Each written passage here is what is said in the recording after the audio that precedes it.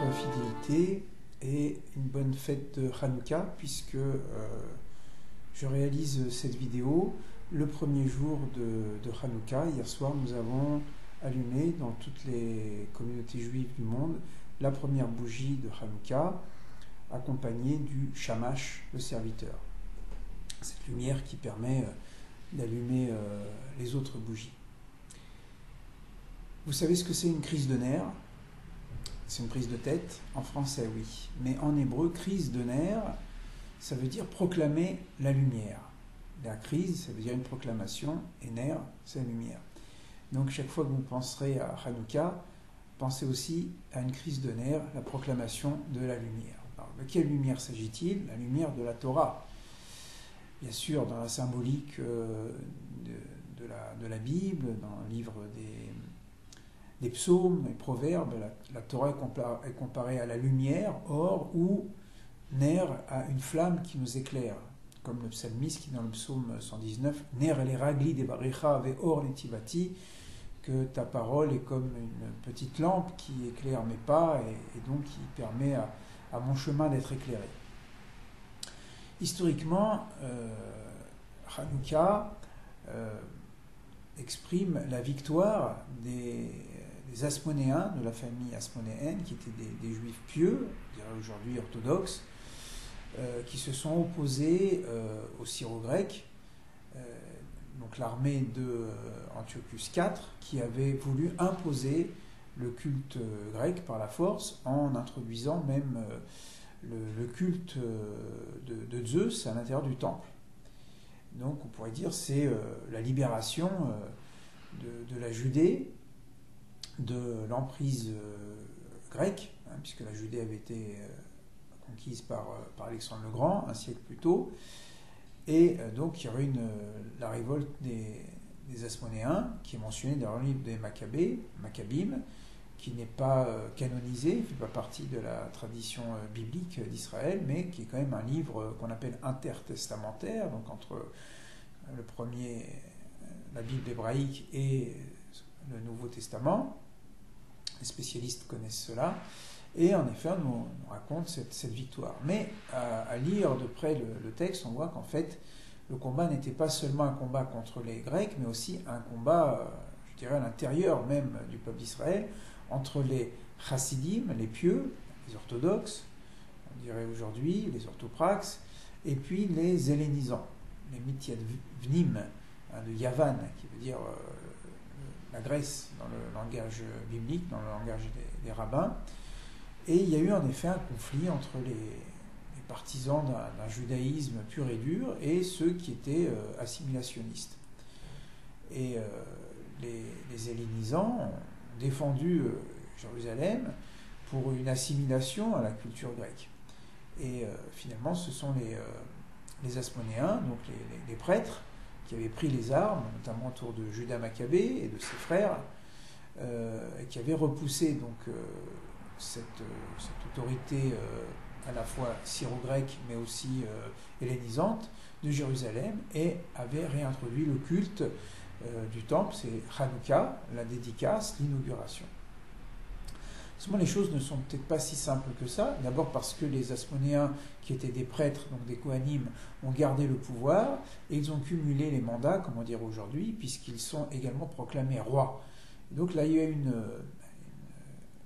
assimilation entre le pouvoir politique et le pouvoir religieux, c'est-à-dire les religieux ont gardé le pouvoir politique. Et on sait de tout temps, jusqu'aujourd'hui, que lorsque le religieux et le politique se mêlent, c'est jamais une bonne chose pour la religion et peut-être pour la politique aussi. Et déjà la Torah, dans le livre de Deutéronome, dit qu'il fallait séparer les pouvoirs, le pouvoir des juges, donc législatif, le pouvoir du roi, politique, le pouvoir des prêtres, le pouvoir religieux, de façon à ne pas cumuler. Thème qu'on retrouvera plus tard sous la plume de Montesquieu.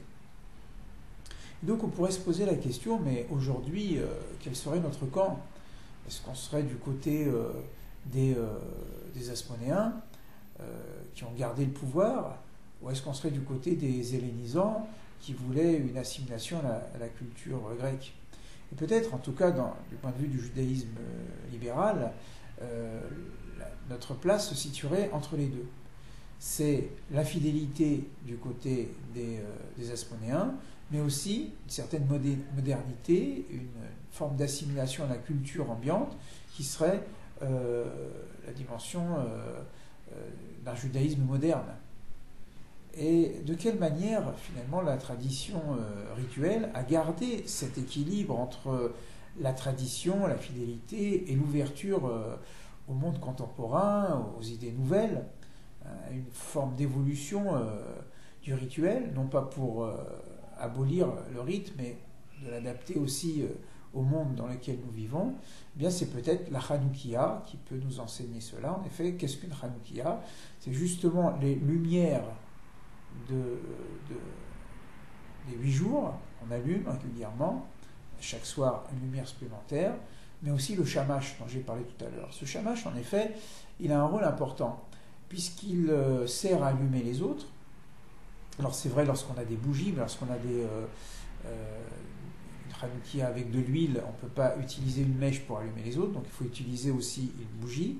Mais quoi qu'il en soit, dans une Hanoukia, même avec de l'huile, avec des fioles d'huile, comme on trouve aujourd'hui, eh bien, le shamash doit avoir sa place. Le shamash, c'est en quelque sorte le représentant du monde profane. Et les bougies qu'on allume, ou les veilleuses qu'on allume une après l'autre, pendant les bissoirs de Hanouka, représentent les lumières de la Torah. Et peut-être ça a été la sagesse de nos sages de nous dire qu'il fallait trouver cet équilibre entre la vie religieuse, entre la vie spirituelle, entre la vie de la Torah, qui est représentée donc par ces 8 bougies, et puis le shamash, qui est la flamme du monde profane, des sciences, de la philosophie, de la culture en général.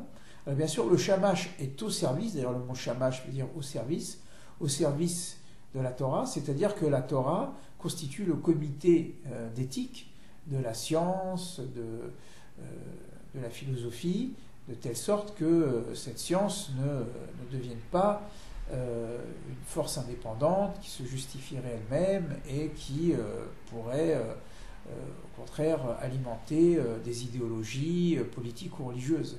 Trouver l'équilibre entre la lumière de la Torah et la lumière de la science, c'est peut-être l'enseignement de Hanouka. Alors plutôt que de se déclarer la guerre entre le monde religieux d'un côté et le monde profane de l'autre, eh bien Hanouka nous invite à cette belle lumière de la paix où la vie religieuse, la vie profane, scientifique, philosophique, culturelle, s'harmonisent. Et c'est une manière de se souhaiter une bonne fête de Hanouka dans la lumière de toutes ces formes d'expression du génie de l'homme, qui est la traduction de la lumière de Dieu. Joyeuse fête de Hanouka, à très bientôt. Au revoir.